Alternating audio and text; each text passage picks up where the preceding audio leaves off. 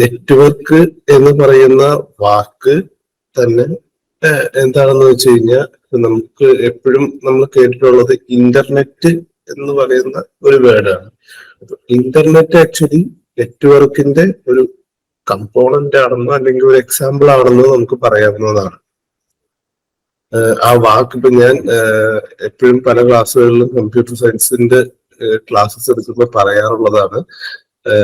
എന്താണെന്ന് വെച്ച് കഴിഞ്ഞാൽ നമുക്ക് പല ഡെഫിനിഷൻസും നമുക്ക് അതിന്റെ ആ ഒരു ഇംഗ്ലീഷ് പേരിൽ നിന്ന് തന്നെ ഓൾമോസ്റ്റ് നമുക്ക് വിശദീകരിച്ചെടുക്കാവുന്നതാണ്. കാരണം ഇപ്പൊ വളരെ കോംപ്ലിക്കേറ്റഡ് ആയിട്ടുള്ള ഡെഫിനിഷൻസ് ഒന്നുമില്ല. കാരണം ഇപ്പൊ ഇതിനകത്ത് നെറ്റ്വർക്ക് തന്നെ നമുക്ക് ആ പേരിൽ നിന്ന് എടുക്കാവുന്നത് എന്ന് പറഞ്ഞു കഴിഞ്ഞാൽ ഒരു കൂട്ടം ആളുകളുടെ, നെറ്റ് എന്ന് പറയുമ്പോൾ ലൈക്ക് ഒരു കൂട്ടം ആളുകളുടെ വർക്ക് അല്ലെങ്കിൽ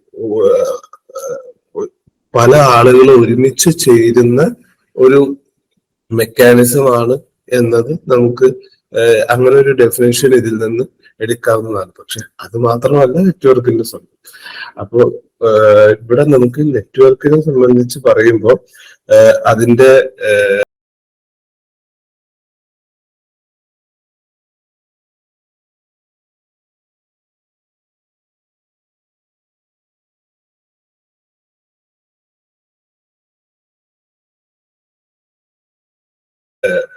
ഫീച്ചേഴ്സിനെ പറ്റി ഡിസ്കസ് ചെയ്യാനായിട്ടുണ്ട്, പിന്നെ അതിന്റെ കമ്പോണൻസിനെ പറ്റി ഡിസ്കസ് ചെയ്യാനായിട്ടുണ്ട്, പിന്നെ അതിന്റെ ലൈക്ക് ടോപ്പോളജീസ് എന്ന് പറഞ്ഞു. ടോപ്പോളജീസ് എന്ന് വെച്ചാൽ എങ്ങനെയൊക്കെയാണ്, കാരണം നമുക്ക് ലൈക്ക് നെറ്റ്വർക്ക് കിട്ടുന്നുണ്ട്, പക്ഷെ അത് എങ്ങനെയാണ് റിയൽ ലൈഫില്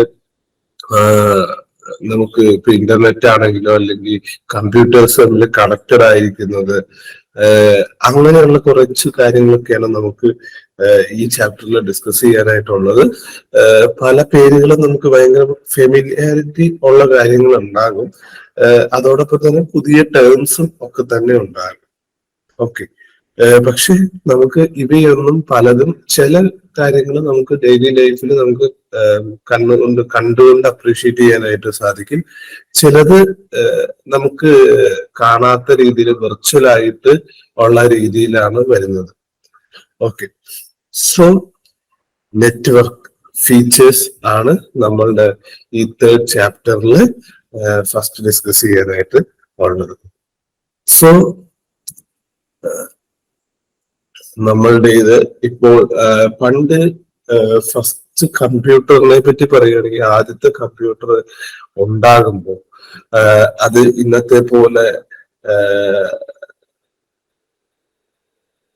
ഇന്നത്തെ കാലത്തെ പോലെ ഉള്ള കമ്പ്യൂട്ടറിൽ നിന്ന് വളരെയധികം ഡിഫറെന്റ് ആയിട്ടുള്ളതാണ്. നിങ്ങൾ ചിലപ്പോ പലരും ചിലപ്പോ കണ്ടിട്ടുണ്ടാകും കമ്പ്യൂട്ടറിന്റെ ആദ്യത്തെ കാല ഒരു പിക്ചർ. എന്താണെന്ന് വെച്ചാൽ ഒരുപാട് ഒരൊറ്റ കമ്പ്യൂട്ടർ ഇരിക്കാൻ തന്നെ ഒരു വലിയ മുറി അതിന് വെക്കേണ്ടതായിട്ട് വന്നു. പിന്നെ അതിന്റെ കേബിൾസ് എന്നൊക്കെ പറഞ്ഞു കഴിഞ്ഞാൽ വളരെ വലിയ കേബിൾസ് ആണ് ഉണ്ടായിരുന്നത്. അപ്പോ അതിന് പിന്നെ നമുക്ക് ഈ അന്നത്തെ കമ്പ്യൂട്ടറിന് എപ്പോഴും നമ്മൾ ഈ കറണ്ട് പാസ് ചെയ്യുന്നു, അതിന്റെ കാൽക്കുലേഷൻസ് നടത്തുന്നു, അതുവഴി ഒരുപാട് ചൂട് കമ്പ്യൂട്ടറിന് വരുന്നതായിട്ട് കണ്ടിരുന്നു. അപ്പൊ നമുക്ക് ഇപ്പോഴത്തെ കമ്പ്യൂട്ടറിൽ ഉള്ളതുപോലെ നമ്മൾ ആ ചൂട് കൺട്രോൾ ചെയ്യാൻ വേണ്ടിയിട്ട് ഇതിന് എയർ കണ്ടീഷനിങ്ങോ അല്ലെങ്കിൽ ഫാനുകളോ ഒക്കെ പിടിപ്പിച്ചിരുന്നു. അതിന് തന്നെ വേറെ കുറെ സ്പേസസും ഒക്കെ വേണ്ടി വന്നിരുന്നു. ഓക്കെ, സോ അതിൽ നിന്നെല്ലാം ഈ വർഷങ്ങൾക്ക് ശേഷം നമ്മുടെ കയ്യിലേക്ക് നമ്മുടെ ഒരു കൈപ്പത്തിയിൽ മാത്രം ഇരിക്കാവുന്ന രീതിയിലേക്കുള്ള മൊബൈൽ ഫോണുകളായി കമ്പ്യൂട്ടറുകൾ പരിണമിച്ചു. അതിലും ചെറിയ കമ്പ്യൂട്ടറുകൾ വരെ ഉള്ള കാലമാണ്. അപ്പോ മനുഷ്യന്റെ ബുദ്ധിയും അല്ലെങ്കിൽ ടെക്നോളജിയും ഇവോൾവ് ആവുന്നതിനനുസരിച്ച് കമ്പ്യൂട്ടറും അതിന്റെ എഫിഷ്യൻസിയും കൂടി വരാനായിട്ട് തുടങ്ങി. അപ്പോ നമ്മളുടേത് ഇപ്പോ ഒരു ഡിജിറ്റൽ എറയാണ്. കാരണം ഓരോ മിനിറ്റ്, പണ്ട് ഒരു വർഷത്തിൽ നടന്ന ചേഞ്ചസ് ഇപ്പൊ ഒരു ദിവസത്തിന് മുന്നേ വരുന്ന ചേഞ്ചസുമായിട്ട് നമുക്ക് ഈക്വൽ ചെയ്യുന്നതാണ്. കാരണം അത്രയ്ക്കധികം ഓരോ നിമിഷവും ചേഞ്ച് ചെയ്തുകൊണ്ടിരിക്കുകയാണ്. ഇപ്പൊ ഒരു ഫോൺ ആണെങ്കിൽ അതിന്റെ അപ്ഡേറ്റ്സോ അല്ലെങ്കിൽ ഓരോ ഇപ്പൊ മിനിമം നമ്മളിപ്പോ ലൈക്ക് ഐഫോൺസ് ആണെങ്കിൽ അവർ ഓരോ കൊല്ലവും പുതിയ പുതിയ അവരുടെ ബ്രാൻഡ് ഇറക്കിക്കൊണ്ടിരിക്കുന്നു. ആക്ച്വലി അവരുടെ ഫോണുകൾ തമ്മിൽ ഫീച്ചേഴ്സിൽ വലിയ വ്യത്യാസമൊന്നും ഇല്ല. ലൈക്ക് ഓൾറെഡി അവരുടെ സിസ്റ്റം എങ്ങനെയാണോ സിറ്റീസ് അങ്ങനെ തന്നെയാണ്. അവർ ക്യാമറയിലോ അല്ലെങ്കിൽ ബാക്കി പല ഫീച്ചേഴ്സുമാണ് എൻഹാൻസ് ചെയ്യുന്നത്. എന്നിരുന്നാലും നമ്മളുടെ പുതിയ ഡിജിറ്റൽ എറയില് നെറ്റ്വർക്ക് ഫീച്ചേഴ്സ് ആണ് ലൈക്ക് കണക്ടിവിറ്റിയും എഫിഷ്യൻസിയും കൂട്ടുന്നതിൽ പ്രധാനമായിട്ടുള്ളത്. അപ്പൊ ലൈക്ക് ഞാൻ ഇപ്പൊ നമ്മളുടേത് ഇങ്ങനത്തെ ഒരു ക്ലാസ് ആയതുകൊണ്ട് തന്നെ എപ്പോഴും കുറച്ച് കീവേഡ്സ് ഉണ്ടാവും. ആ കീവേഡ്സ് ശ്രദ്ധിക്കേണ്ടതാണ്. അപ്പൊ കീവേഡ്സില് ഞാൻ മിക്കവാറും സ്ലൈഡ്സില് അതിനെ ഒന്ന് ബോൾഡ് ചെയ്യാറുണ്ട്.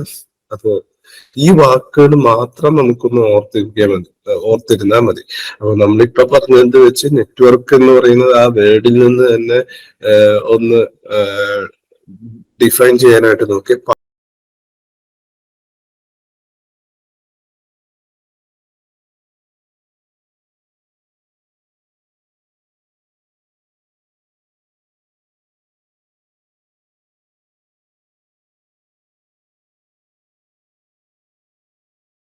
പല ആളുകളും ഒരുമിച്ച് കൂടി വർക്ക് ചെയ്യുന്ന ഒരു സിസ്റ്റമാണ് നെറ്റ്വർക്ക്. ആ നെറ്റ്വർക്ക് ചെയ്യുന്നത് കൊണ്ട് കണക്ടിവിറ്റിയും എഫിഷ്യൻസിയും കൂടുന്നു. ഓക്കെ, പിന്നെ നമുക്കിതൊരു MCQ ക്വസ്റ്റ്യൻ ആയതുകൊണ്ട് ഇതങ്ങനെ കാണാതെ പഠിക്കണമെന്നൊന്നുമില്ല. നമുക്ക് ഈ കമ്പ്യൂട്ടർ സയൻസ് ടോപ്പിക്സ് നമുക്ക് ഒരു തവണ വായിച്ച് ആ കൺസെപ്റ്റ് പെട്ടെന്ന് ക്ലിക്ക് ആവുന്നതാണ്. പിന്നെ ജസ്റ്റ് ഒന്ന് റിവൈസ് ചെയ്യേണ്ട കാര്യം മാത്രമേ ഉള്ളൂ. അടുത്തത്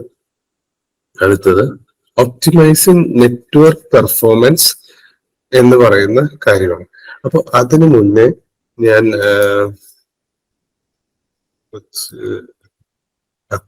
കുറച്ച് ടേംസ് നമുക്കൊന്ന് കമ്പ്യൂട്ടർ നെറ്റ്വർക്കുമായിട്ട് ബന്ധപ്പെട്ട് പറയാം. അപ്പോ ആ ടേംസിൽ നിങ്ങൾ സ്വാഭാവികമായിട്ടും കേട്ടിട്ടുള്ള ടേംസ് തന്നെയായിരിക്കും. ബാൻഡ് വിഡ്ത്ത് എന്ന് ഉണ്ട്. ബാൻഡ് വിഡ്ത്ത് എന്നത് നേരത്തെ ഞാൻ പറഞ്ഞതുപോലെ തന്നെ നിങ്ങൾക്ക് ആ പേരിൽ നിന്ന് തന്നെ ഓർത്തിരിക്കാവുന്ന ഒരു ഇതാണ്. കാരണം എങ്ങനെയാണെന്ന് വെച്ച് കഴിഞ്ഞാൽ നമ്മളുടെ ബാൻഡ് വിഡ്ത്ത് അല്ലെങ്കിൽ നെറ്റ്വർക്കിൽ എപ്പോഴും ഒരാളിന്റെ നമ്മളിപ്പോ ഒരു രജിസ്റ്റേർഡ് പോസ്റ്റ് ഒരു എയിൽ എന്ന് പറയുന്ന സ്ഥലത്ത് നിന്ന് അല്ലെങ്കിൽ ട്രിവാൻഡ്രത്ത് നിന്ന് കൊച്ചിയിലേക്ക് അയക്കുകയാണെന്ന് വിചാരിക്കുക. അതുപോലെ തന്നെയാണ് കമ്പ്യൂട്ടർ നെറ്റ്വർക്കിലും സാധിക്കുന്നത്. പക്ഷെ നമ്മളുടെ പോസ്റ്റ് ഓഫീസിൽ എങ്ങനെയാണ് നമ്മൾ അയക്കുന്ന ബോക്സ് അസിറ്റീസ് അങ്ങനെ തന്നെയാണ് കൊച്ചിയിലേക്ക് പോകുന്നത്. പക്ഷെ കമ്പ്യൂട്ടർ സിസ്റ്റത്തിനെ സംബന്ധിച്ച് അത് കുഞ്ഞു പാക്കറ്റ്സ് ആയിട്ടാണ് പോകുന്നത്. കുഞ്ഞു പാക്കറ്റ്സ് ആയിട്ട് പോകുക എന്ന് പറഞ്ഞു കഴിഞ്ഞാൽ ഇപ്പൊ നമ്മള് 5 മീറ്ററുള്ള ഒരു ടേപ്പാണ് നമ്മൾ അയക്കുന്നത് എന്ന് വെച്ചു. ആ പോകുന്ന വഴി ഇപ്പൊ നമ്മള് 5 മീറ്റർ പോകുന്ന വഴിയില് നമ്മൾ പോകുന്ന വഴിക്ക് 1 മീറ്റർ വീതിയേ ഉള്ളൂ എന്ന് വിചാരിക്കുക. അപ്പോ എന്താണ് സംഭവിക്കുന്നത്? ഇത് 5 പീസായിട്ട് ഡിവൈഡ് ചെയ്തിട്ട് ഈ വഴിയിലൂടെ പോകും അല്ലെ? അപ്പോ ഈ നമുക്ക് മറ്റൊരു വഴിയും കൂടി ഉണ്ട്. ഇപ്പൊ നമുക്ക് MC റോഡ് വഴി പോവാം, അല്ലെങ്കിൽ NH വഴി പോവാം. നമ്മുടെ റിയൽ ലൈഫ് സിനാരി പറഞ്ഞാല് അപ്പോ MC റോഡിന് 1 മീറ്റർ വീതിയാണ്, NHല് 2 മീറ്റർ വീതിയുണ്ട്. അപ്പോ NHലൂടെ പോകുമ്പോ എന്താണ്, അവിടെ വിഡ്ത്ത് കുറച്ചും കൂടി കൂടുതലാണ്. അവിടെ എത്ര പീസായിട്ട് ഡിവൈഡ് ചെയ്യേണ്ട വരുന്നു? 2.5 പീസ് ഡിവൈഡ് ചെയ്ത് പോകേണ്ട വരുന്നു. അപ്പോ ഈ 2 റോഡിലും ഏത് റോഡിനായിരിക്കും ബാൻഡ് വിഡ്ത്ത് കൂടുതൽ? തീർച്ചയായിട്ടും വിഡ്ത്ത് കൂടിയത്. അപ്പോ NH. അപ്പോ ഏതിനായിരിക്കും സ്പീഡ് കൂടുതൽ? വിഡ്ത്ത് കൂടിയ റോഡില്. ഓക്കെ, സോ ബാൻഡ് വിഡ്ത്തിന്റെ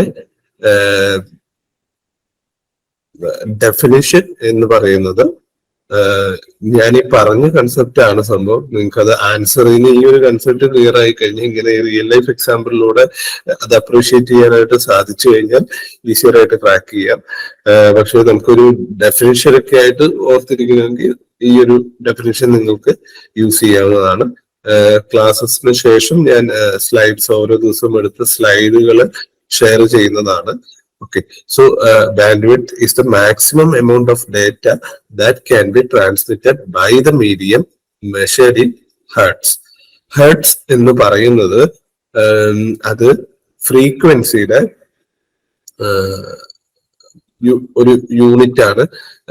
ഇപ്പൊ നിങ്ങൾക്ക് ആക്ച്വലി ഇതില് സയൻസ് ബാക്ക്ഗ്രൗണ്ട്, കാരണം ഞാൻ സംസാരിക്കുമ്പോൾ അല്ലെങ്കിൽ പറയാൻ ശ്രമിക്കുമ്പോൾ കമ്പ്യൂട്ടർ സയൻസിന്റെ ഒരു ഏറ്റവും ബേസിൽ നിന്ന് പറയാനാണ് ശ്രമിക്കുന്നത്.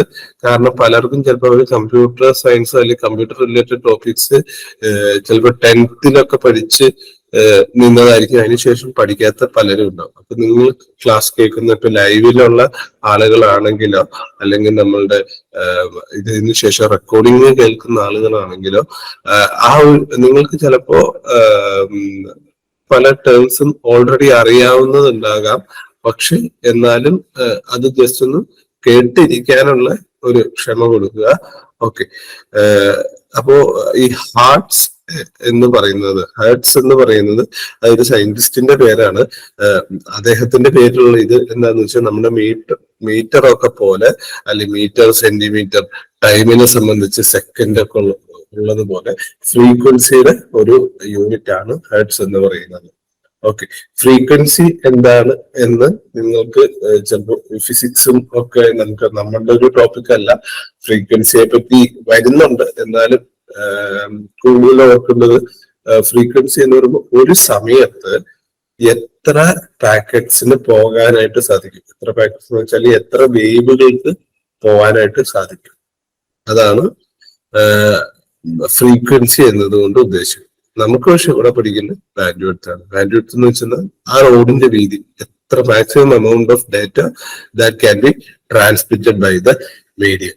ഓക്കെ, ഇനി നോയിസ് എന്ന് പറയുന്നത് ആ പേര് പറയുന്ന പോലെ തന്നെ ഒരു ശല്യമായിട്ടുള്ള കാര്യങ്ങളാണ്. ശല്യം എന്ന് പറഞ്ഞാൽ അത് നമുക്ക് ഒരിക്കലും ആവശ്യമില്ലാത്ത, അപ്പൊ നമ്മളൊരു വഴിയിലൂടെ പോവുകയാണ്, ആ ഒരു വഴിയിലൂടെ പോകുമ്പോൾ നമുക്ക് ആവശ്യമില്ലാത്ത പല പല ട്രാഫിക് ബ്ലോക്കുകൾ വരാം, മഴ വരാം. ഓക്കെ, നമ്മൾ പോകുന്ന വഴിയെ നമ്മുടെ സ്പീഡിനെയും എഫിഷ്യൻസിനെയും എല്ലാം ഇതുപോലത്തെ എക്സ്റ്റേണൽ ഫാക്ടേഴ്സ് തീർച്ചയായിട്ടും അഫക്ട് ചെയ്യില്ലേ? പോസിറ്റീവായിട്ടാണോ നെഗറ്റീവായിട്ടാണോ അഫക്ട് ചെയ്യുന്നത്? ഒബ്വിയസ്ലി നെഗറ്റീവായിട്ടാണ് അഫക്ട് ചെയ്യുന്നത്.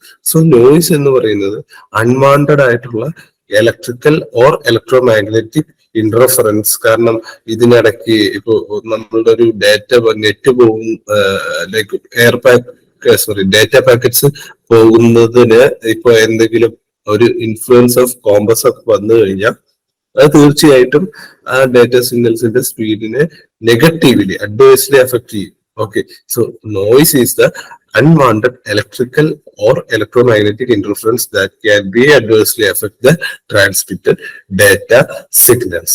ഓക്കെ, ഇപ്പൊ നമ്മൾ ബാൻഡ് വിഡ്ത്ത് എന്ന് പറഞ്ഞ ടേം പഠിച്ചു, നോയിസ് എന്ന് പറഞ്ഞ ടേം പഠിച്ചു. നെറ്റ്വർക്കിലെ വളരെ ഇമ്പോർട്ടന്റ് ആയിട്ടുള്ള അടുത്ത ടേമാണ് നമ്മൾ ഈ ഡിസ്കഷൻ, ഈ ക്ലാസ് ഓഫ് ഡിസ്കഷനിൽ നെറ്റ്വർക്ക് എന്ന് പറയുന്ന ചാപ്റ്ററിൽ വളരെയധികം ഡിസ്കസ് ചെയ്യുന്ന ഒരു ടേമാണ്, ചെയ്യാൻ പോകുന്ന ടേമാണ് നോഡ് എന്ന് പറയുന്നത്. നോഡ് എന്ന് പറയുമ്പോൾ, നോഡ് എന്ന് പറയുന്ന വാക്കിന്റെ അർത്ഥം ഒരു അറ്റം അല്ലെങ്കിൽ അങ്ങനെ ഉദ്ദേശിക്കുന്ന ഒരു രീതിക്കാണ്. ഏത് ഡിവൈസ് ആണോ നെറ്റ്വർക്കിലേക്ക് കണക്ട് ചെയ്തിരിക്കുന്നത് ആ ഡിവൈസ്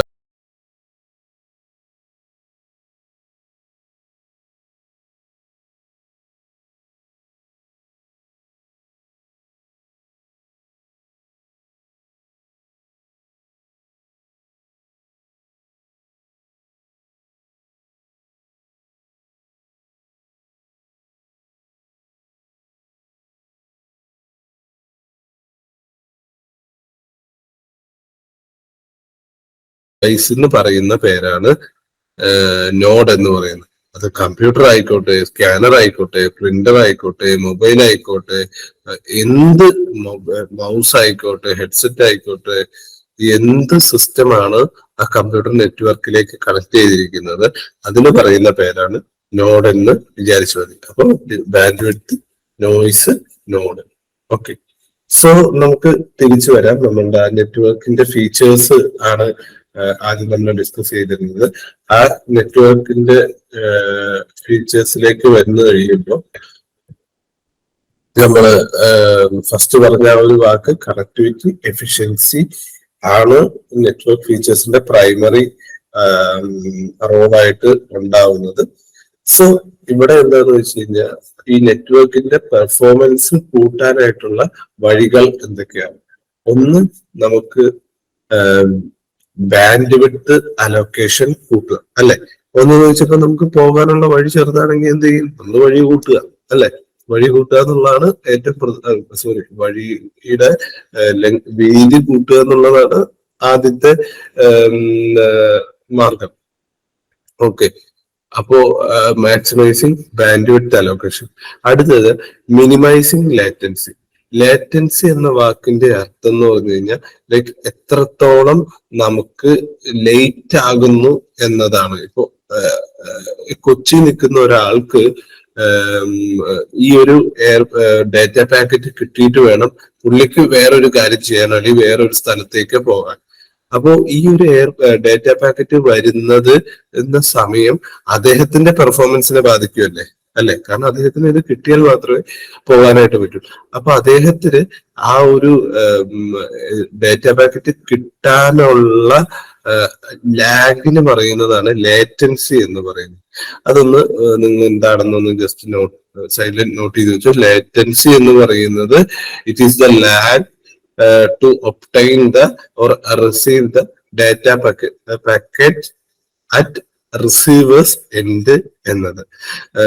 അപ്പൊ ഇതിന്റെ ഈ നമുക്ക് ലേറ്റൻസിയെ പറ്റിയൊക്കെ കൂടുതൽ ഡിസ്കസ് ചെയ്യേണ്ടതായിട്ട് അതൊരു ഫിനോമിനൻ ആണ്. ലൈക്ക് എത്രത്തോളം ആ പെർഫോമൻസ് എന്ന് ഓർത്താൽ മതി. Actually latency directly proportional to performance ഒക്കെയാണ്. അപ്പോ എന്താന്ന് വെച്ച് കഴിഞ്ഞാൽ ഇവിടെ നമുക്ക് ലേറ്റൻസി ഡയറക്ട്ലി അല്ല, ലേറ്റൻസി കൂടി കഴിഞ്ഞു കഴിഞ്ഞാൽ പെർഫോമൻസ് കുറയുന്നതാണ്. സോ ലേറ്റൻസി ഇൻവേഴ്സ്ലി പ്രൊപ്പോർഷണലാണ് പെർഫോമൻസിന് വരുന്നത്. അപ്പൊ ലേറ്റൻസി കുറയ്ക്കുക എന്ന് വെച്ചാൽ ഡിപ്പെൻഡൻസി കുറയ്ക്കുക, ഏറ്റവും കുറഞ്ഞ സമയത്ത് ഡാറ്റ പാക്കറ്റ്സ് റിസീവ് ചെയ്യുക എന്നുള്ളതാണ് നമുക്ക് നെറ്റ്വർക്കിന്റെ പെർഫോമൻസ് കൂട്ടാനായിട്ടുള്ള അടുത്ത മാർഗം. അടുത്തത് എൻഷുറിങ് റിലയബിലിറ്റി.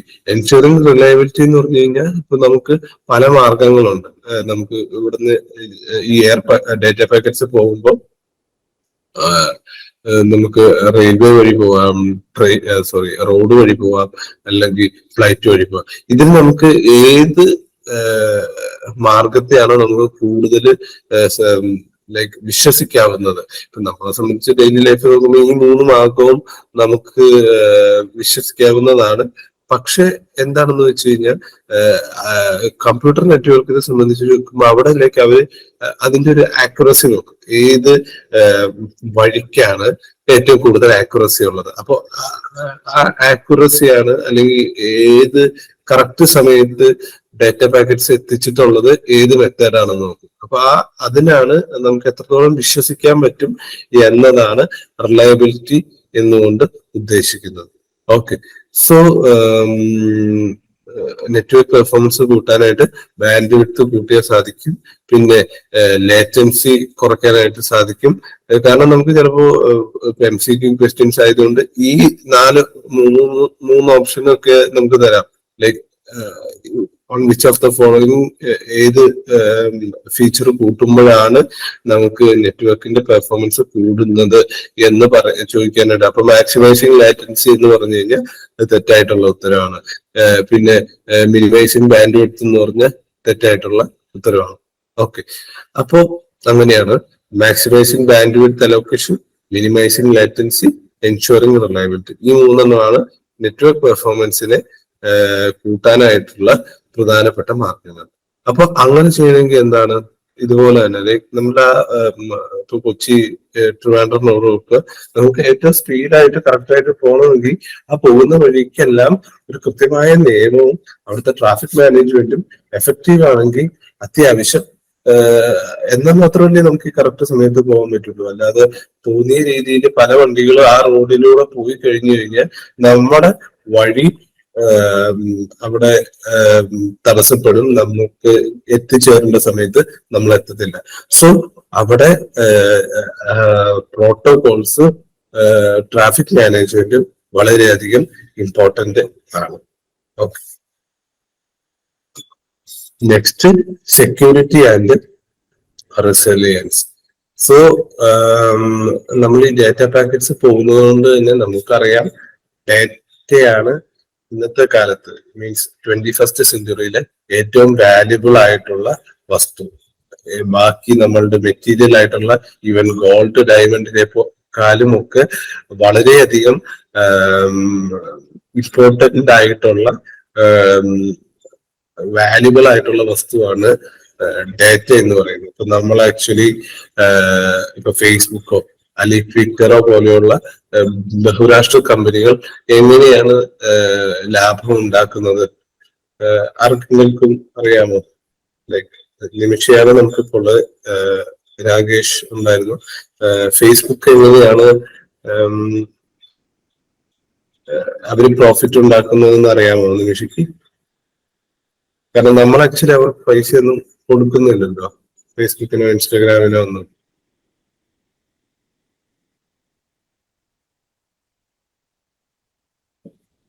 ഹലോ, അതുണ്ടോ?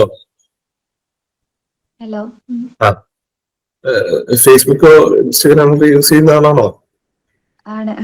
അതെ, ലൈക്ക് എങ്ങനെയായിരിക്കും ഇതിന്റെ മുതലാളിമാരായിട്ടുള്ള സക്കർബർഗ് ഒക്കെ പട്ടിണിയായിട്ടാണോ നടക്കുന്നത്, അതോ ലോകത്തെ കോടീശ്വരന്മാരാണോ?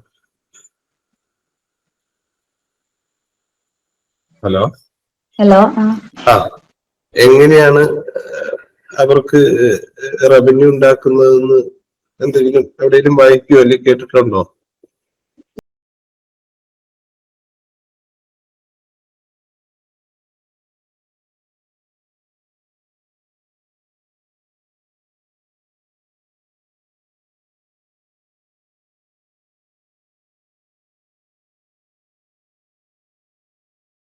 ഇല്ല സർ. Data transfer. ആ, ഡാറ്റ ട്രാൻസ്ഫർ ആണ്. അപ്പൊ എന്ത് ഡാറ്റയാണ് അവിടെ ട്രാൻസ്ഫർ ചെയ്യുന്നത്? എന്തായിരിക്കാം? ഊഹിച്ചാൽ മതി, ഇതെല്ലാം ഊഹങ്ങളാണ്. ഓക്കെ, കുഴപ്പമില്ല, ഞാൻ തെറ്റാ പറയാം. ഓക്കെ, സോ ഇവിടെ എങ്ങനെയാണെന്ന് വെച്ച് കഴിഞ്ഞാൽ ഇപ്പൊ നമ്മളുടെ ഇപ്പൊ ചിലരും ചിലപ്പോ ഒറ്റ നോട്ടത്തില് പറയാം പേഴ്സണൽ ഡാറ്റ, നമ്മുടെ ഡാറ്റയൊക്കെ എടുത്തുകൊണ്ട് പോവാണ് എന്ന് വേണമെങ്കിൽ പറയാം. പക്ഷെ ഇപ്പൊ നമ്മൾ പറയുകയാണെങ്കിൽ മാർക്ക് സക്കർബർഗ് അത്രയ്ക്ക് മോശപ്പെട്ട വ്യക്തിയൊന്നുമല്ല. ഓക്കെ, സോ ഇവിടെ ഫേസ്ബുക്കോ അല്ലെങ്കിൽ ഇൻസ്റ്റഗ്രാമോ അവരവിടെ അനലൈസ് ചെയ്യുന്ന സംഭവം എന്ന് വെച്ച് കഴിഞ്ഞാൽ നമ്മുടെ പേഴ്സണൽ ഡീറ്റെയിൽസ് അല്ല, ഈ പേഴ്സണൽ ഡീറ്റെയിൽസ് അവർക്ക് വേറെ കമ്പനികൾക്ക് കൊടുക്കാനായിട്ട് സാധിക്കുന്നില്ല. ഇവര് ചെയ്യുന്നതെന്ന് വെച്ച് കഴിഞ്ഞാൽ ഇപ്പൊ നമ്മൾ ഓരോ പോസ്റ്റുകളോ വീഡിയോസോ എടുക്കുമ്പോൾ ആ ഒരു വീഡിയോയ്ക്ക് തന്നെ പലതരം ഫീച്ചേഴ്സ് ഉണ്ടാകും. കാരണം അത് ചിലപ്പോൾ ഒരു എന്തെങ്കിലും ഒരു വസ്തുവിന്റെ ഒരു പ്രൊമോഷണൽ ആയിരിക്കും, അല്ലെങ്കിൽ വേറെ ഒന്ന് എന്റർടൈൻമെന്റ് ആയിരിക്കും. അപ്പൊ നമ്മളുടെ ഒരാളുടെ ഫേസ്ബുക്ക് അക്കൗണ്ട് ഫോർ എക്സാമ്പിൾ അല്ലെങ്കിൽ ഇൻസ്റ്റഗ്രാം അക്കൗണ്ട് നോക്കി തന്നെ അത് അനലൈസ് ചെയ്യുന്ന ഒരു തേർഡ് പാർട്ടിക്ക് തീർച്ചയായിട്ടും നമ്മളുടെ ലൈക്സ് ആൻഡ് ഡിസ്ലൈക്സ് അറിയാനായിട്ട് സാധിക്കും. ആ ലൈക്സ് ആൻഡ് ഡിസ്ലൈക്സ് തിരിച്ചറിയുന്ന സ്ഥാനത്ത് എന്ത് ചെയ്യും? ഈ ഫേസ്ബുക്കോ ഇൻസ്റ്റാഗ്രാമോ ഈ ഡേറ്റ ബാക്കി പല കമ്പനികൾക്കും സെല്ല് ചെയ്യാണ് ചെയ്യുന്നത്. അപ്പൊ ഇത് സെല്ല് ചെയ്യുമ്പോൾ അതെങ്ങനെ അവര് ഐഡന്റിഫൈ ചെയ്യും?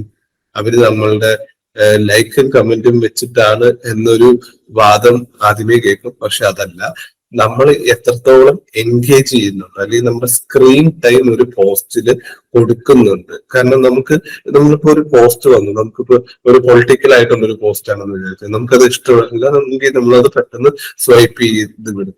പക്ഷെ ഇപ്പോ അടുത്തത് ഇപ്പൊ മലൈക്കോട്ടെ വാല്യുവിന്റെ റിലീസ് വരികയാണ്, അപ്പൊ അതിന്റെ ഒരു പ്രൊമോഷണൽ വീഡിയോ വരുവാണ്. നമ്മൾ അതില് കുറച്ചു നേരം കൂടി ഒരു 10-20 സെക്കൻഡ് ഇൻവെസ്റ്റ് ചെയ്ത് നമ്മൾ നോക്കി. അപ്പോ അത് സിനിമ ഇഷ്ടപ്പെട്ട ഒരാളാണ് എന്നൊരു ഇൻഫ്ലുവൻസ് തീർച്ചയായിട്ടും കിട്ടും. അപ്പോ എന്താന്ന് വെച്ചാൽ ഫിലിം റിലേറ്റഡ് ആയിട്ടുള്ള, ലൈക്ക് നമുക്ക് ഇപ്പോ സിനിമകൾ ഇഷ്ടമുള്ള ആളുകൾക്ക് എപ്പോഴും ഇപ്പൊ നെറ്റ്ഫ്ലിക്സ് അല്ലെങ്കിൽ ആമസോൺ പ്രൈം പോലെയുള്ള OTTs ആയിരിക്കാം, അതിന്റെ ആഡുകളായിരിക്കും ആ വ്യക്തിക്ക് കൂടുതലായിട്ട് വേണ്ടത്. ഓക്കെ, ഇനി എന്തെങ്കിലും ഫാഷനബിൾ ആയിട്ടുള്ള ഐറ്റംസ്, ഡ്രസ്സസ്, പലതരത്തിലുള്ള ഡ്രസ്സസ് ഇഷ്ടപ്പെടുന്ന ആളാണെങ്കിൽ അതുപോലത്തെ കമ്പനികൾക്ക് ഫേസ്ബുക്കോ ഇൻസ്റ്റാഗ്രാമോ ഡേറ്റ കൊടുക്കും. അങ്ങനെയാണ് നമ്മൾ ആക്ച്വലി അതിനോട് ഇൻഫ്ലുവൻസ്ഡ് ആയിട്ട് സ്വാഭാവികമായിട്ടും അത് പർച്ചേസ് ചെയ്യുന്നത്.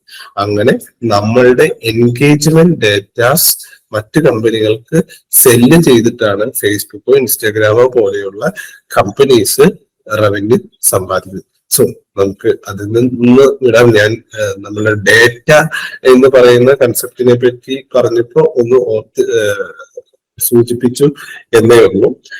ഡേറ്റ എന്ന് പറയുന്നത് അത്രയധികം വാല്യുബിൾ ആയിട്ടുള്ള ഒരു വസ്തുവാണ് നമ്മുടെ, അറ്റ്ലീസ്റ്റ് നമ്മുടെ 21st സെഞ്ചുറിയിൽ. ഓക്കെ, സോ നമ്മളുടെ പേഴ്സണൽ ഡേറ്റയും കാര്യങ്ങളും എല്ലാം അത്രയും സുരക്ഷിതമായി നമ്മൾ സൂക്ഷിക്കേണ്ടതാണ്.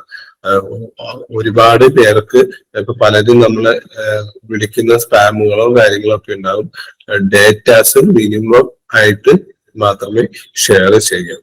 സോ അങ്ങനെ ഷെയർ ചെയ്യുമ്പോൾ നമ്മൾ ആർക്കൊരു ഡേറ്റ അയക്കുമ്പോൾ കൃത്യമായ സെക്യൂരിറ്റി മെഷേഴ്സ് നമ്മൾ അതിന് കൊടുക്കണം.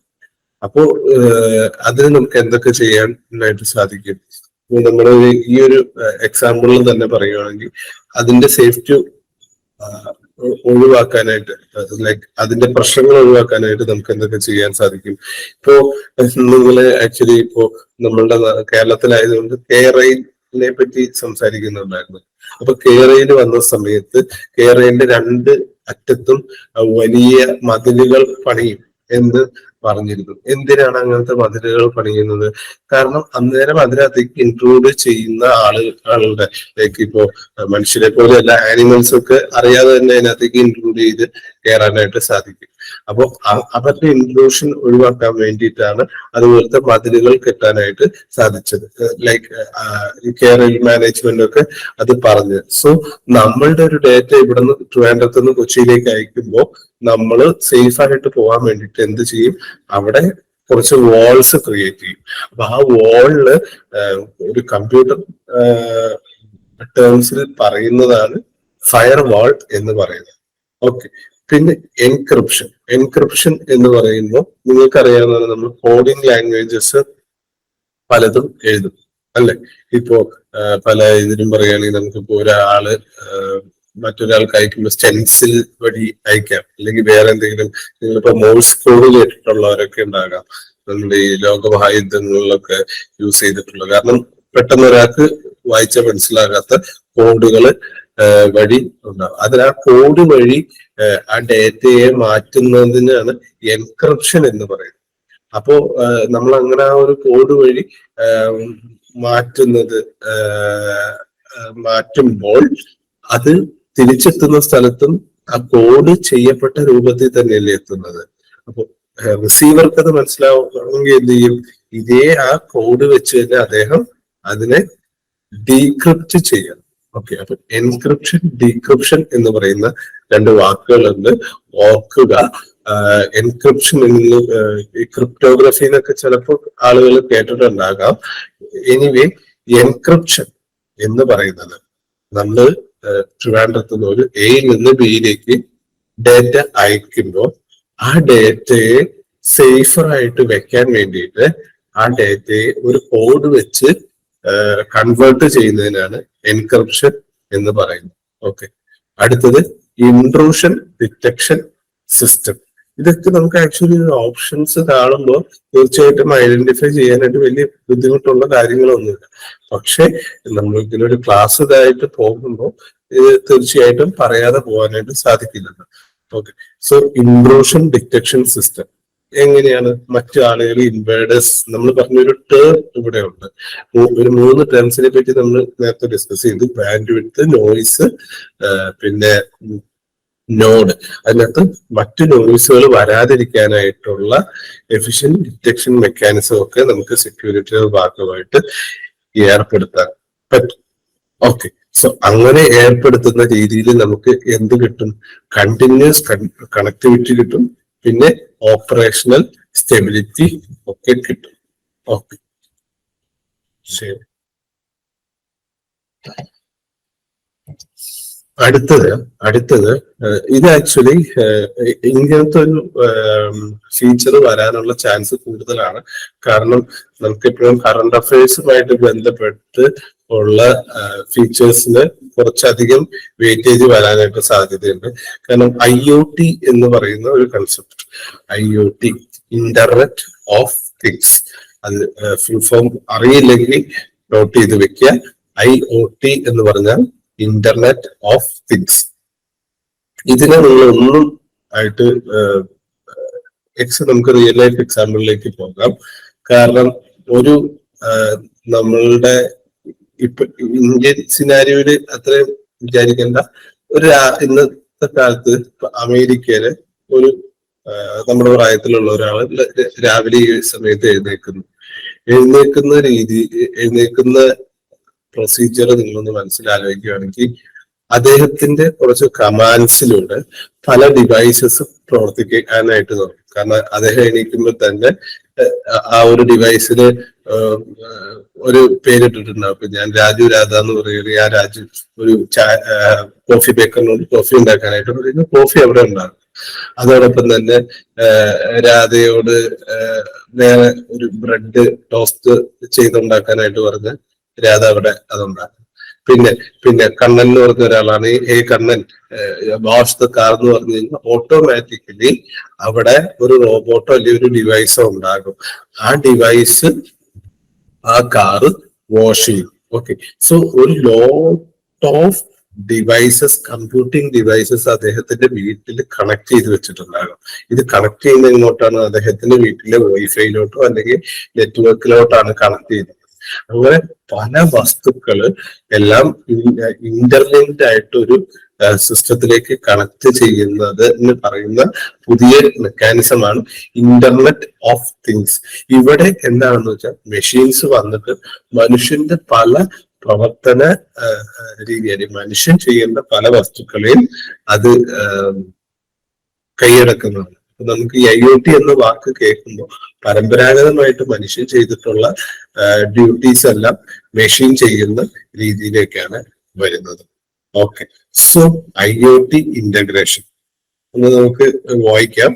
Integrating IoT devices into the network fabric can significantly enhance operational efficiency by harnessing the power of sensors and automation. Organizations can streamline processes, optimize resource utilization, and enable productive maintenance. അപ്പോൾ ഈ IoT efficient ആയിട്ട് work ചെയ്യുന്ന രാജ്യങ്ങളിലോ സ്ഥലങ്ങളിലോ നമുക്ക് കാണാനായിട്ട് സാധിക്കും. അവിടെ high connectivity ആയിരിക്കാം. കാരണം നമുക്കിപ്പോ ഇവിടെ ഒരു 3G കിട്ടുന്നു. ഈ 3G ഒന്നും വെച്ച് ഈ IoT ഡിവൈസസ് ഒന്നും വർക്ക് ചെയ്യില്ല. 5G വെച്ച് തന്നെ അത്യാവശ്യം റയർ ആയിട്ടൊക്കെയാണ് കിട്ടുന്നത്. എന്നാൽ അത്യാവശ്യം തരക്കേടില്ലാത്ത രീതി. കാരണം നമ്മുടെ നാട്ടിൽ ഇപ്പൊ 5G എത്തി. 5Gയുമായി ബന്ധപ്പെട്ട് പല ഡിവൈസസും നമുക്ക് നമ്മുടെ വീടുകളിൽ തന്നെ ഉണ്ടല്ലോ. ലൈക്ക് ഓട്ടോമാറ്റഡ് ആയിട്ടുള്ള ക്ലീനേഴ്സ് വീട്ടില്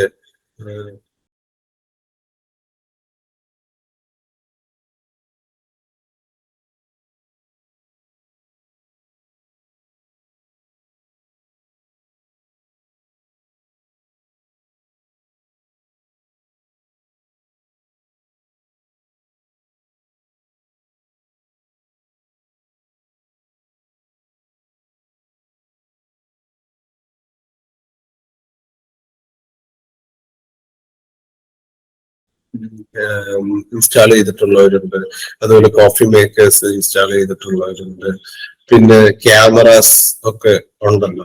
ലൈക്ക് നമ്മുടെ ഒരു വോയിസ് കമാൻഡില് നമുക്ക് ആ ക്യാമറയെ കൺട്രോൾ ചെയ്യാവുന്ന രീതിയിലേക്കൊക്കെ എത്തിയിട്ടുണ്ട്. സോ ഹൈലി കണക്റ്റീവ് ആയിട്ടുള്ള കണക്ടിവിറ്റി ഉള്ള സ്പീഡുള്ള ഒരു നെറ്റ്വർക്കിൽ മാത്രമേ നമുക്ക് IoT എനേബിൾ ചെയ്യാനായിട്ട് സാധിക്കുകയുള്ളൂ. അപ്പോൾ IoT ഇന്റഗ്രേഷൻ ഈ നെറ്റ്വർക്കിന്റെ ഒരു ഫീച്ചറാണ്. കാരണം ഹൈലി എഫിഷ്യന്റ് ആയിട്ടുള്ള ഒരു നെറ്റ്വർക്കിലേക്ക് നമുക്ക് IoT ഇന്റഗ്രേറ്റ് ചെയ്യാനായിട്ട് പറ്റുള്ളൂ. അപ്പോൾ നമ്മൾ ഇതുവരെ സംസാരിച്ചതിന് ഒന്നും കൂടി ഞാനൊന്ന് ക്രോഡീകരിക്കുകയാണ്. നെറ്റ്വർക്ക് എന്ന് പറയുന്നത് ഒരു കൂട്ടം ആളുകൾ ഒരുമിച്ച് വർക്ക് ചെയ്യുന്ന കമ്പ്യൂട്ടിംഗ് ടേമിൽ പറയുന്നതാണ്. അവിടെ നമുക്ക് രണ്ട് വാക്കുകൾ ഓർക്കണമെന്ന് ഞാൻ പറഞ്ഞു: കണക്ടിവിറ്റി, എഫിഷ്യൻസി. കാരണം ഇത് രണ്ടും കൂടുന്നത് ആണ് നെറ്റ്വർക്കിന്റെ പെർഫോമൻസിനെ മെഷർ ചെയ്യുന്നത്. അപ്പൊ ഈ നെറ്റ്വർക്കിന്റെ പെർഫോമൻസ് കൂട്ടാൻ വേണ്ടി നമ്മളൊരു 3 കാര്യങ്ങൾ പഠിച്ചു. എന്തൊക്കെ? Maximising bandwidth allocation, minimising latency, ensuring reliability.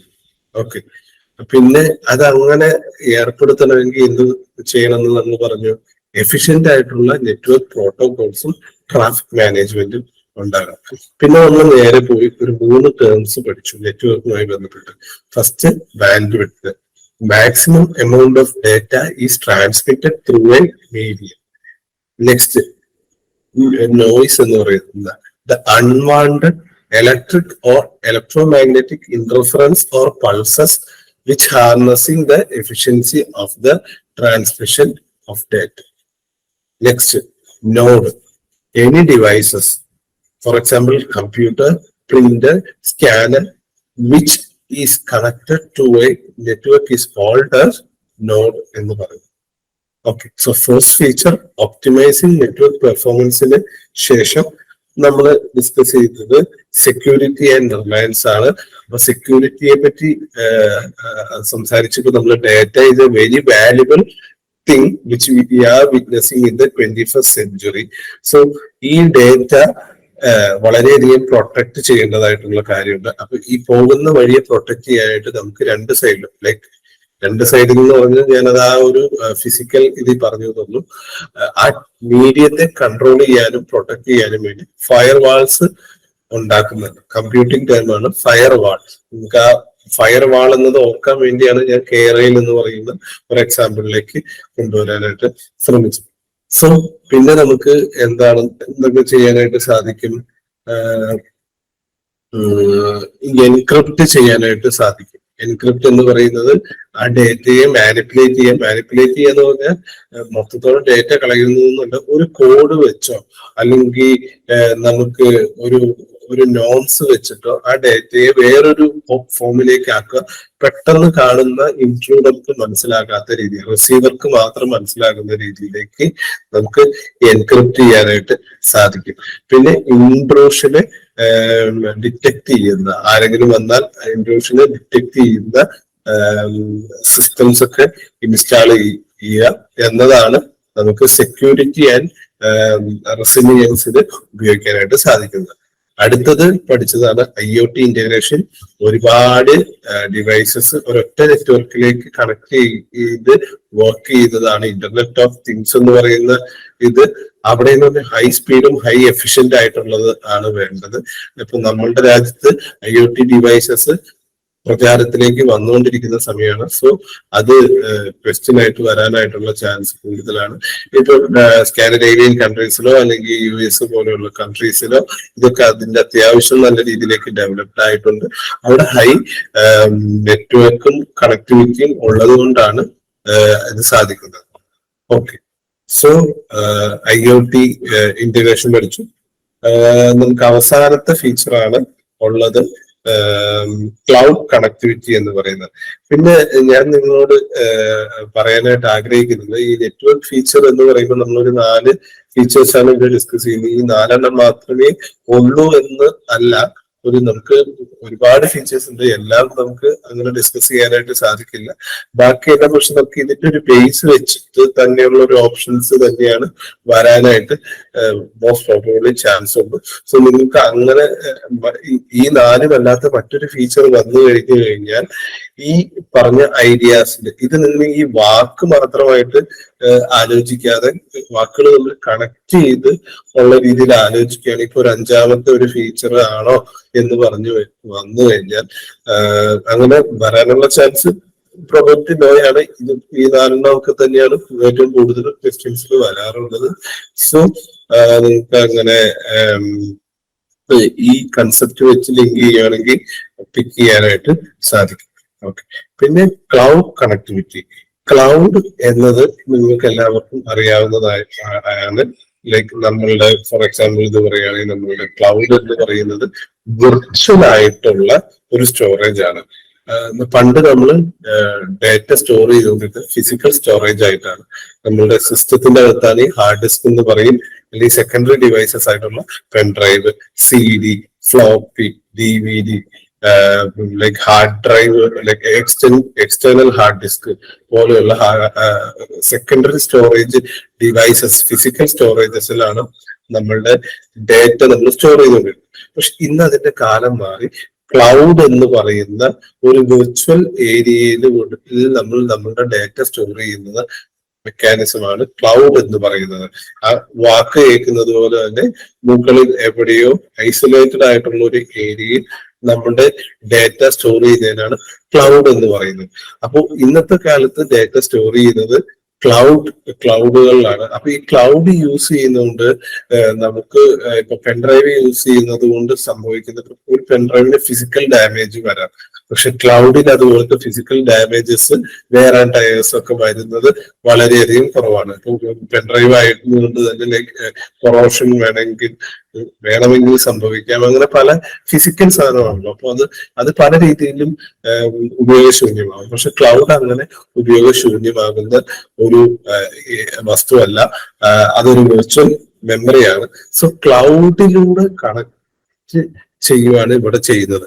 അപ്പോ അങ്ങനെ ചെയ്യുന്നത് വഴി നമ്മുടെ സ്കേലബിലിറ്റി കൂടും. സ്കേലബിലിറ്റി എന്ന് പറയുന്ന വാക്ക് നമുക്ക് ഇനിയും ഡിസ്കസ് ചെയ്യാനായിട്ടുള്ളതാണ്. സ്കേലബിലിറ്റി എന്ന് പറഞ്ഞു കഴിഞ്ഞാൽ സ്കെയിൽ, നമ്മൾ എപ്പോഴും ഒരു സ്കെയിൽ എന്ന് പറയുന്ന ഒരു ഇന്ന സെന്റിമീറ്റർ, ഇത്ര സ്കെയിൽ എന്ന് നമ്മൾ പറയും. ഒരു centimetre is equal to 1 kilometre എന്ന സ്കെയിൽ നമ്മൾ മാപ്പൊക്കെ വരയ്ക്കുമ്പോൾ സ്കെയില് അടയാളപ്പെടുത്തുന്നതാണ്. അപ്പൊ സ്കെയിലബിലിറ്റി എന്ന് പറയുന്നത് എത്രത്തോളം ഡിവൈസസിന് ആ നെറ്റ്വർക്കിലേക്ക് കണക്ട് ചെയ്യാനായിട്ട് സാധിക്കും എന്നതാണ് അവിടെ വരുന്നത്.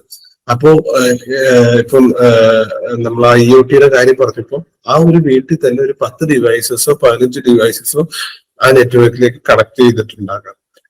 പക്ഷെ മറ്റൊരു വീട്ടില് 10 ഡിവൈസസേ പറ്റിയിട്ടുണ്ടാകുള്ളൂ. ലൈക്ക് അവിടെ അത്രേ ഉള്ളൂ എന്നല്ല, 10 ഡിവൈസസേ ആ നെറ്റ്വർക്കിലേക്ക് കണക്ട് ചെയ്യാനായിട്ട് മാക്സിമം എമൗണ്ട് ആയിട്ട് ഉണ്ടായിരുന്നുള്ളൂ. അപ്പൊ ഇതിൽ ഏത് നെറ്റ്വർക്കിലാണ് ആക്ച്വലി സ്കേലബിലിറ്റി കൂടുതൽ?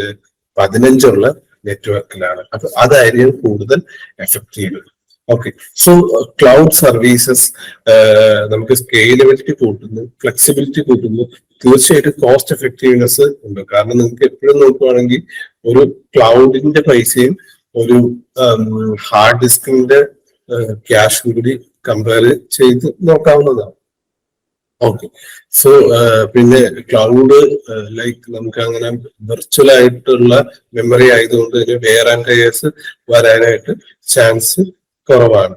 സോ ഇത് ലൈക്ക് പല മൾട്ടി ക്ലൗഡ് സ്ട്രാറ്റജീസ് ഉണ്ട്. അപ്പൊ നമുക്ക് ക്ലൗഡ് സ്റ്റോറേജ് ആയിട്ട് ഗൂഗിളിന്റെ സ്റ്റോറേജ് ഉണ്ട്, ആമസോണിന്റെ AWS ഉണ്ട്, അങ്ങനെ പല പല സ്റ്റോറേജ് ഡിവൈസസ് ഒക്കെ. ഇത് രണ്ടുമാണ് പ്രധാനമായിട്ടും ഇപ്പൊ യൂസ് ചെയ്തുകൊണ്ടിരിക്കുന്നത്. ഈവൻ നമ്മുടെ മൾട്ടിനാഷണൽ കമ്പനീസ് ആണെങ്കിലൊക്കെ തന്നെ യൂസ് ചെയ്യുന്നത് ആ രീതിക്കാണ്. ഓക്കെ, സോ ഈ ക്ലൗഡ് വഴി യൂസ് ചെയ്യുന്നത് കൊണ്ട് തന്നെ നമ്മുടെ സ്കേലബിലിറ്റി കൂടുമെന്ന് ഡിസ്കസ് ചെയ്തു, ഫ്ലെക്സിബിലിറ്റി കൂടും എന്ന് ഡിസ്കസ് ചെയ്തു. പിന്നെ ഹൈലി അവൈലബിൾ ആണ്. ഡേറ്റ റിഡൻഡൻസി എന്ന് പറയുന്നത് ഡേറ്റയെ കറക്റ്റ് നമുക്ക് എത്രത്തോളം അത് എഫിഷ്യന്റ് ആയിട്ട് നമ്മളുടെ B എന്ന് പറയുന്ന സ്ഥലത്ത് കിട്ടി എന്നതിനെ ഉദ്ദേശിക്കാൻ ഡേറ്റ റിഡൻഡൻസി എന്ന വാക്കിനെ ഉപയോഗിക്കാം. പിന്നെ efficient resource allocation. Efficient resource allocation എന്ന് പറഞ്ഞു കഴിഞ്ഞാൽ നമുക്ക് ഇവിടുന്ന് കൊച്ചിയിലേക്ക് ഡാറ്റ പാക്കറ്റ്സ് അയക്കുമ്പോൾ പല ആളുകളെ പല വസ്തുക്കളെയും നമുക്ക് ഉപയോഗിക്കേണ്ടതായിട്ട് വരും ആ പോകുന്ന വഴിയിൽ. അപ്പോൾ നമുക്ക് ചിലപ്പോൾ ഒരു 10 വസ്തുക്കൾ ഉപയോഗിച്ചിട്ട് പോവാം, 3 വസ്തുക്കൾ ഉപയോഗിച്ചിട്ട് പോകാം. അപ്പൊ ആ 3 അല്ലെങ്കിൽ ഒരു രീതി തന്നെ ആലോചിക്കുക, 10 സ്ഥലത്ത് നമുക്ക് ഫുഡ് കഴിച്ചിട്ട് പോവാം, 3 സ്ഥലത്ത് ഫുഡ് കഴിച്ചിട്ട് പോവാം. ഓക്കെ, ഈ 10 സ്ഥലത്ത് ഫുഡ് കഴിച്ചിട്ട് പോകുന്ന പറഞ്ഞു കഴിഞ്ഞാൽ കുറച്ച് സ്ഥലമെത്തി അവിടെ അദ്ദേഹത്തിന്റെ എനർജി എല്ലാം തീർത്തു, വീണ്ടും ചാർജ് ചെയ്തു, അടുത്ത സ്ഥലത്ത് പോയി, അങ്ങനെ 10 ഇതായിട്ടാണ് പോകുന്നത്. പക്ഷെ അതിന് പകരം മറ്റൊരു വ്യക്തി ഒരു 3 സ്ഥലത്ത് ഇങ്ങനെ അദ്ദേഹം ചാർജ് ചെയ്തിട്ട് പോവുകയാണെങ്കിൽ എവിടെയായിരിക്കാം കൂടുതൽ എഫിഷ്യന്റ് ആയിട്ടും അല്ലെങ്കിൽ റിസോഴ്സ് യൂസ് ചെയ്തിട്ടും പോകുന്നത്? തീർച്ചയായിട്ടും രണ്ടാമത്തെയാണ്. കാരണം അവിടെയാണ് ഏറ്റവും കുറഞ്ഞ എനർജിയിൽ അദ്ദേഹം ഏറ്റവും റിസോഴ്സ് അലോക്കേറ്റ് ചെയ്തിട്ട് എഫിഷ്യന്റ് ആയിട്ട് യൂസ് ചെയ്തിട്ട് പോകുന്നത്. ഓക്കെ, സോ ക്ലൗഡ് കണക്ടിവിറ്റിയാണ് നമ്മളുടെ 1, 2, 3, 4ാമത്തെ ഫീച്ചർ ആയിട്ടുള്ളത്. ഫസ്റ്റ് ഒപ്റ്റിമൈസിങ് നെറ്റ്വർക്ക് പെർഫോമൻസിന് നമ്മളൊരു 3 ഇത് പറഞ്ഞു. മാക്സിമൈസിങ് ബാൻഡ്വിഡ്ത്ത് പറഞ്ഞു, മിനിമൈസിങ് ലേറ്റൻസി പറഞ്ഞു, പിന്നെ അടുത്തത് സെക്യൂരിറ്റി പറഞ്ഞു, അവിടെ എൻക്രിപ്ഷനെ പറ്റി പറഞ്ഞു, പിന്നെ ഫയർ വാൾസ് ഉണ്ടാക്കുക പറഞ്ഞു. നെക്സ്റ്റ് IoT ഇന്റഗ്രേഷൻ പറഞ്ഞു, ക്ലൗഡ് കണക്ടിവിറ്റി നമ്മൾ ഡിസ്കസ് ചെയ്തു. ഓക്കെ, പിന്നെ കമ്പ്യൂട്ടർ നെറ്റ്വർക്ക്സിന്റെ യൂസസ് ആണ്. ഇതിനകത്ത് ഒരു 4-5 നമുക്കുള്ളത്. അതിന്റെ പേര് നിങ്ങളൊന്ന് ഓർത്തിരിക്കണം. എന്ന് പറഞ്ഞു കഴിഞ്ഞാൽ അതിനകത്ത് ഏറ്റവും പ്രധാനമായിട്ടുള്ളത് അവസാനത്തെ 4 ഈ ഇതിന്റെ യൂസ് ഓഫ് കമ്പ്യൂട്ടർ നെറ്റ്വർക്ക് എന്ന് പറഞ്ഞു കഴിഞ്ഞാൽ okay, data communication is possible. Network ഉണ്ടെങ്കിൽ മാത്രമേ ഒരാൾക്ക് നിന്ന് മറ്റൊരാൾക്ക് സംസാരിക്കാൻ പറ്റുള്ളൂ. ഇല്ലെങ്കിൽ മീഡിയം ഇല്ല, അങ്ങോട്ടും ഇങ്ങോട്ടും പോകാൻ വഴിയില്ലെങ്കിൽ ഒരു രീതിയിലും ഇപ്പൊ ട്രിവാൻഡ്രത്ത് നിന്ന് കൊച്ചിയിലേക്ക് എത്താനായിട്ട് സാധിക്കില്ല. സോ നെറ്റ്വർക്ക് ഉണ്ടെങ്കിൽ മാത്രമേ ഡേറ്റ കമ്മ്യൂണിക്കേഷൻ പോസിബിൾ ആയിട്ടുള്ളൂ. അടുത്തത് റിസോഴ്സ് ഷെയറിംഗ് ആണ്. ഇത് ഓർത്തിരിക്കേണ്ട മെക്കാനിസം ആണ്. കാരണം പേര് നിങ്ങൾ ഭയങ്കര റിസോഴ്സ് ഷെയറിംഗ് എന്ന് പറയുന്നത് എന്തിന്റെ യൂസേജ് ആണ് എന്ന് ഉള്ള രീതിയിൽ ചോദിച്ചാൽ നെറ്റ്വർക്ക് ആണ് എന്നത് നല്ല രീതിയിൽ ഓർത്തിരിക്കുക. കാരണം ഒരു കമ്പ്യൂട്ടർ നെറ്റ്വർക്കിൽ അവൈലബിൾ ആയിട്ടുള്ള ഹാർഡ്വെയർ ആൻഡ് സോഫ്റ്റ്വെയർ ഡിവൈസസിനെ അങ്ങോട്ടും ഇങ്ങോട്ടും ഷെയർ ചെയ്യുന്ന രീതിയാണ് കമ്പ്യൂട്ടർ നെറ്റ്വർക്കിലുള്ളത്. ഇപ്പൊ ഞാൻ ഇവിടെ നിന്ന് ഒരു പാക്കറ്റ് അങ്ങോട്ടേക്ക് കൊടുക്കുന്നു എന്ന് പറഞ്ഞു. അങ്ങോട്ടേക്ക് കൊടുക്കുന്നു എന്ന് പറയുമ്പോൾ അത് ഹാർഡ്വെയർ ആയിട്ട് കൊടുക്കാം. ഓക്കെ, ലൈക്ക് ഒരു പ്രിന്ററോ അല്ലെങ്കിൽ വേറെ എന്തെങ്കിലും ഡേറ്റ ഫിസിക്കൽ ആയിട്ടുള്ള, കാരണം ഹാർഡ്വെയർ സോഫ്റ്റ്വെയറും ആയിട്ടുള്ള ഡിഫറൻസ് നിങ്ങൾക്ക് അറിയാമെന്ന് ഞാൻ വിചാരിക്കുന്നു. ഹാർഡ്വെയർ എപ്പോഴും ഒരു ഫിസിക്കൽ ആയിട്ടുള്ള ഒരു എൻറ്റിറ്റിയാണ്. സോഫ്റ്റ്വെയർ എന്ന് പറയുന്നത് ഒരു വെർച്വൽ ആയിട്ടുള്ള ഒരു എൻറ്റിറ്റിയാണ്. അപ്പോ സോഫ്റ്റ്വെയർ റിസോഴ്സസും ഹാർഡ്വെയർ റിസോഴ്സസും എ എന്ന് പറയുന്ന സ്ഥലത്ത് നിന്ന് ബിയിലേക്ക് ഷെയർ ചെയ്യുകയാണ്.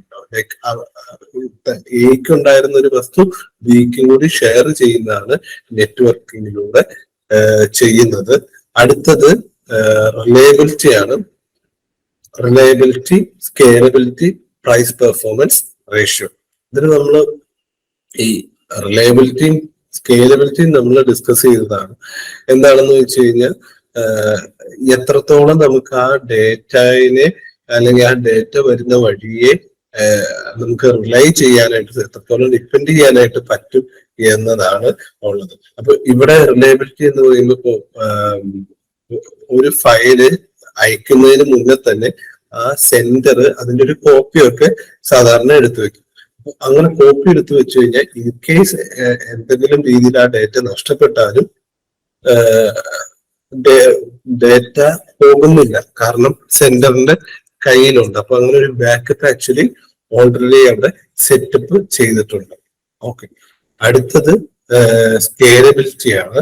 സ്കെയിലബിലിറ്റി എന്ന് പറയുമ്പോൾ എത്രത്തോളം സ്റ്റോറേജ് കപ്പാസിറ്റി നമുക്ക് കൂട്ടാനോ കുറയ്ക്കാനോ സാധിക്കും ഒരു നെറ്റ്വർക്കിലേക്ക് എന്നതിനെ സംബന്ധിക്കുന്നതാണ് സ്കേലബിലിറ്റി. അപ്പൊ സ്കേലബിലിറ്റി കൂടിയ നെറ്റ്വർക്കിലേക്ക് കൂടുതൽ കമ്പ്യൂട്ടർ ഡിവൈസസ് ആഡ് ചെയ്യാനായിട്ട് സാധിക്കും. ഓക്കെ. പിന്നെ പ്രൈസ് പെർഫോമൻസ് റേഷ്യോ എന്ന് പറയുന്നത് നിങ്ങളൊന്ന് ജസ്റ്റ് ഓർത്തിരിക്കുക, കമ്പ്യൂട്ടർ നെറ്റ്വർക്കിന്റെ ഒരു യൂസ് ആണെന്ന്. നമുക്കതൊന്ന് വായിക്കാം. The cost of purchasing licensed software for each computer can be reduced by purchasing network version of such software without any compromises in performance. എന്താണെന്ന് വെച്ച് കഴിഞ്ഞാൽ നിങ്ങൾ എല്ലാവരും ഇപ്പോ 10th minimum 10th computer lab ചിലപ്പോൾ പഠിച്ച് യൂസ് ചെയ്തിട്ടുണ്ട്. അപ്പൊ ആ കമ്പ്യൂട്ടർ ലാബിൽ ഒരുപാട് സിസ്റ്റംസ് ഉണ്ട്. അപ്പൊ ആ ഒരുപാട് സിസ്റ്റത്തിലേക്ക് ഇപ്പൊ നമ്മളൊരു ആന്റി വൈറസിന്റെ ഒരു സോഫ്റ്റ്വെയർ മേടിക്കുകയാണെന്ന് വിചാരിച്ചു. ഫോർ എക്സാമ്പിൾ കാസ്പെർസ്കിയുടെ ഒരു സീനി നമ്മൾ മേടിക്കുകയാണ്. അതില് ഒരു 10 കമ്പ്യൂട്ടേഴ്സ് ഉണ്ടാകാം. ഓക്കെ. സോ ആ 10 കമ്പ്യൂട്ടേഴ്സിന് വേണ്ടിയിട്ടുള്ള ഒരു നെറ്റ്വർക്ക് വേർഷൻ നമ്മൾ മേടിക്കുകയാണെന്ന് ഉദ്ദേശിച്ചു. അപ്പൊ ആ നെറ്റ്വർക്ക് വേർഷൻ മേടിക്കുകയാണ്. അതോടൊപ്പം തന്നെ നമ്മളുടെ വീട്ടിലെ ഒരു സിസ്റ്റത്തിലേക്ക് വേണ്ടിയിട്ട് ഒരു സിംഗിൾ PC വേർഷനും മേടിക്കുകയാണെന്ന് വിചാരിച്ചു. അപ്പൊ ആ സിംഗിൾ PC വേർഷന് ഫോർ എക്സാമ്പിൾ ലൈക്ക് ഒരു $1 ആണ് അതിന്റെ റേറ്റ് എങ്കിൽ ഈ 10 ഡിവൈസസ് ഉള്ള നെറ്റ്വർക്ക് വേർഷൻ്റെ എത്രയായിരിക്കാം എക്സ്പെക്ട് ചെയ്യുന്നത്? 1 × 10 $10 ആയിരിക്കാം വരുന്നത്. പക്ഷെ നെറ്റ്വർക്ക് വേർഷന് ചിലപ്പോൾ $2 ആ ഒരു റേഞ്ചിൽ റേറ്റ് ഉണ്ടാകുന്നത്. സോ ലിറ്റിൽ പ്രൈസില് നമുക്ക് നെറ്റ്വർക്കിലേക്ക് കണക്ട് ചെയ്ത ലിറ്റിൽ പ്രൈസില് നമുക്ക് സോഫ്റ്റ്വെയർസ് അല്ലെങ്കിൽ പെർഫോമൻസ് കൂട്ടാനായിട്ട് സാധിക്കും. ഓക്കെ. സോ ഇപ്പൊ ഒരു എക്സാമ്പിൾ തന്നെ പറയുകയാണെങ്കിൽ നമ്മളിപ്പോ വീട്ടിൽ തന്നെ നമുക്ക് ഓരോ ഡിവൈസസിനും ഓരോ വൈഫൈ എന്നുള്ള രീതിയിലാണെങ്കിൽ നമുക്ക് ഒരു വീട്ടിൽ എത്ര വൈഫൈ കണക്ഷൻസ് എടുക്കേണ്ടതായിട്ട് വരും? ഒരുപാട് എത്ര ഡിവൈസ് ഉണ്ടോ അത്രയും നമ്പർ ഓഫ് കണക്ഷൻസ് ഉണ്ടാക്കേണ്ടതായിട്ട് വരും.